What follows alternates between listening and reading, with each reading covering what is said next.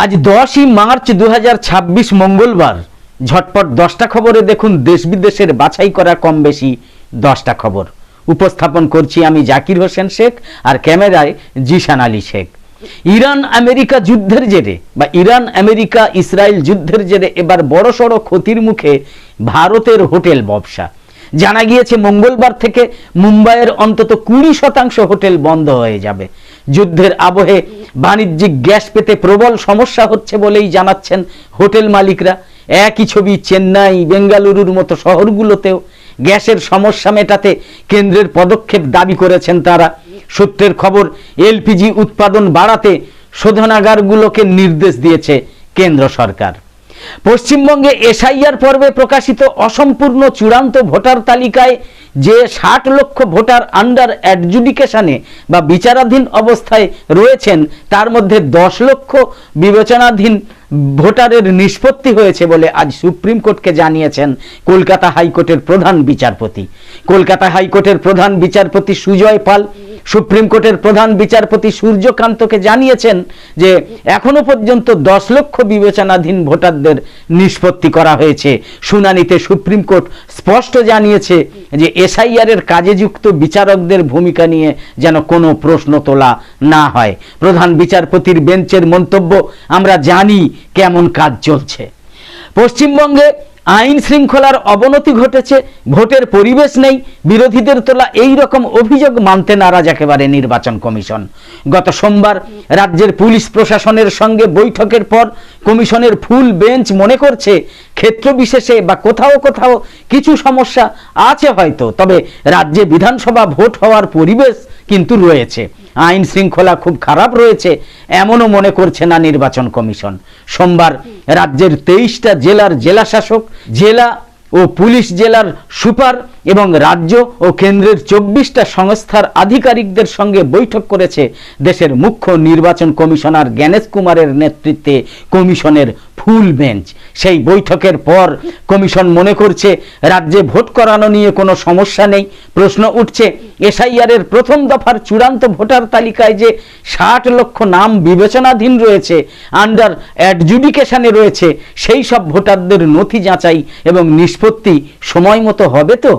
নির্বাচন কমিশনের মতে বিবেচনাধীন ভোটারদের তথ্য নিষ্পত্তির জন্য পর্যাপ্ত সময় রয়েছে।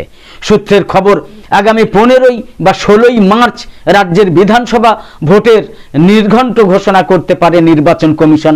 তাদের বক্তব্য, শান্তিপূর্ণভাবে ভোট করানোই আমাদের মূল লক্ষ্য, তার জন্য প্রয়োজনীয় সব ধরনের পদক্ষেপ করা হবে। ইরান ইসরায়েল যুদ্ধের আঁচে জ্বলছে গোটা বিশ্ব। 7ই মার্চ সকালেই বড় ধাক্কা লেগেছে সাধারণ মানুষের হেঁসেলে। দেশ জুড়ে রান্নার গ্যাসের অর্থাৎ এলপিজি সিলিন্ডারের দাম একযোগে বৃদ্ধি করা হয়েছে। এই ধাক্কা সামলাতে না সামলাতে আরও বড় ঘোষণা করেছে কেন্দ্র সরকার। এলপিজি সংকটে বড় সিদ্ধান্ত কেন্দ্রীয় পেট্রোলিয়াম মন্ত্রকের। সোমবার থেকে দেশে বাণিজ্যিক প্রতিষ্ঠানে গ্যাস সরবরাহ বন্ধের সিদ্ধান্ত নেওয়া হয়েছে। পরবর্তী নির্দেশিকা না আসা পর্যন্ত এই সিদ্ধান্ত বলবৎ থাকবে। 19 কেজি সিলিন্ডার সহ তার উপরে সমস্ত রকম বাণিজ্যিক গ্যাস সরবরাহ আপাতত স্থগিত। শুধুমাত্র শিক্ষা প্রতিষ্ঠান এবং হাসপাতাল সহ স্বাস্থ্য প্রতিষ্ঠানে সরবরাহ চলবে। এলপিজি ডিস্ট্রিবিউটারদের কাছে মুম্বাই হেড অফিস থেকে রাষ্ট্রায়ত্ত তেল সংস্থাগুলো মেসেজও পাঠাতে শুরু করে দিয়েছে।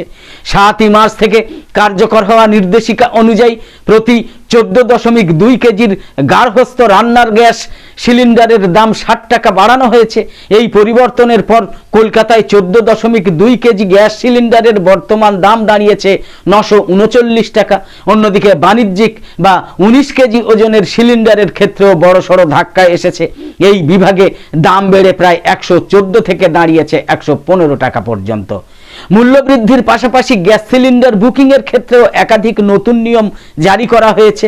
কৃত্রিম ঘাটতি এবং প্যানিক বুকিং রোধ করতে এখন থেকে একটা সিলিন্ডার পাওয়ার পর পরবর্তী বুকিং এর জন্য গ্রাহককে অন্তত 25 দিন অপেক্ষা করতে হবে।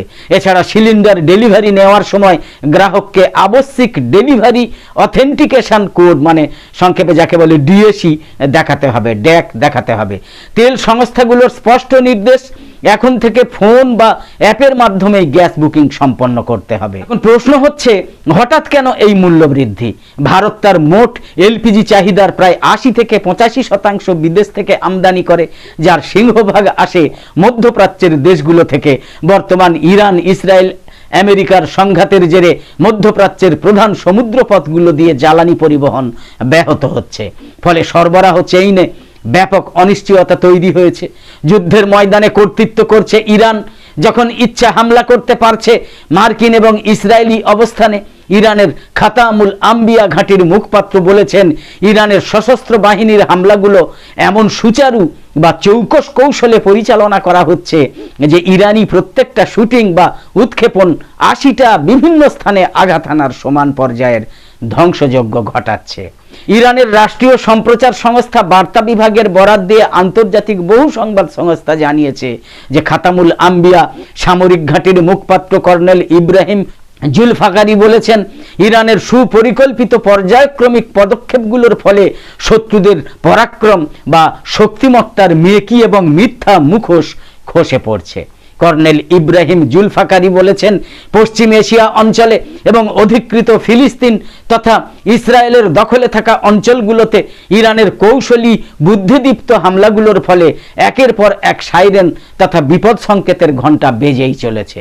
কর্নেল জুলফিকারি আরও বলেছেন, প্রত্যেক ঘন্টা এবং প্রত্যেক মিনিটে আমাদের সশস্ত্র বাহিনী ইচ্ছা করা মাত্রই ইরানি মারণাস্ত্রগুলোকে মানে ক্ষেপণাস্ত্র ও ড্রোনগুলোকে এই অঞ্চলে অবস্থিত মার্কিন সামরিক ঘাঁটিগুলোতে এবং অধিকৃত ফিলিস্তিনি তথা ইসরায়েলের দখলে থাকা অঞ্চলগুলোতে নিক্ষেপ করতে পারছে।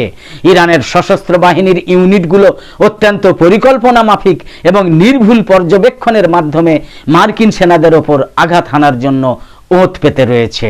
গত কয়েকদিন ধরে ইরানের এই ঘাঁটির পক্ষ থেকে বারবার বলা হচ্ছে যে ময়দানের অবস্থা লক্ষ্য করে জানা গিয়েছে যে ইহুদিবাদী দখলদার শাসক চক্র অধিকৃত অঞ্চলের ইহুদিবাদীদেরকে উত্তরাঞ্চলে এবং কেন্দ্রীয় বা মধ্যাঞ্চলে আটকে রেখে ইসরায়েলি সেনাদের জন্য মানব ঢাল তৈরি করেছে। চীনের পররাষ্ট্র মন্ত্রণালয় বলেছে, বেইজিং যে কোনো অজুহাতে অন্য দেশগুলোর ঘরোয়া বিষয়ে হস্তক্ষেপের বিরোধী এবং ইসলামী ইরানের নতুন সর্বোচ্চ নেতা দেশটার সংবিধানের আলোকে নির্বাচিত হয়েছেন। ইরানের বিশেষজ্ঞ পরিষদ সোমবার এক বিবৃতিতে সৈয়দ মুজতবা হুসাইনি খামেনিকে ইরানের ইসলামী বিপ্লবের নতুন সর্বোচ্চ নেতা হিসাবে নির্বাচনের ঘোষণা করেছে।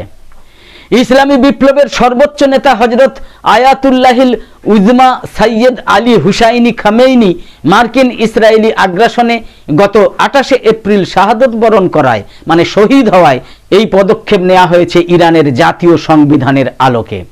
চীনা মুখপাত্র বলেছেন, বেইজিং যে কোনো অজুহাতে অন্য দেশগুলোর ঘরোয়া বিষয়ে হস্তক্ষেপের বিরোধী এবং ইরানের সার্বভৌমত্ব, নিরাপত্তা এবং ভৌগোলিক অখণ্ডতার প্রতি অবশ্যই সম্মান দেখাতে হবে। এদিকে রাশিয়ার president Vladimir Putin Islami Republic of ইরানের নবনির্বাচিত সর্বোচ্চ নেতাকে অভিনন্দন জানিয়েছেন। পুতিন আয়াতুল্লাহ সৈয়দ মুজতবা হুসাইনি খামেইনিকে অভিনন্দন বার্তায় বলেছেন, আমি নিশ্চিত যে আপনি আপনার পিতার কাজকে সগৌরবে অব্যাহত রাখবেন এবং ইরানের জনগণকে মারাত্মক চ্যালেঞ্জগুলোর মুখে ঐক্যবদ্ধ রাখবেন।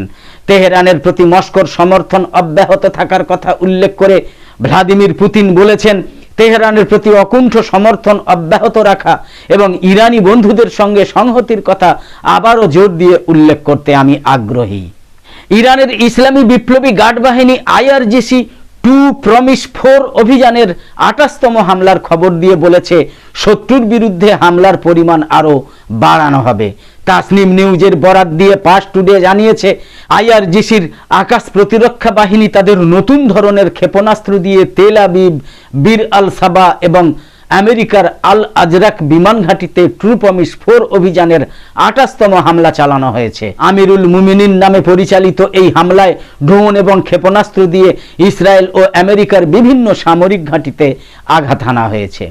আমেরিকার আল আজরাক বিমান ঘাঁটি হচ্ছে তাদের সবচেয়ে বড় বিমান পরিচালনার ঘাঁটি এবং সেখানে কয়েক দফায় হামলা চালানো হয়েছে ইরানের পক্ষ থেকে।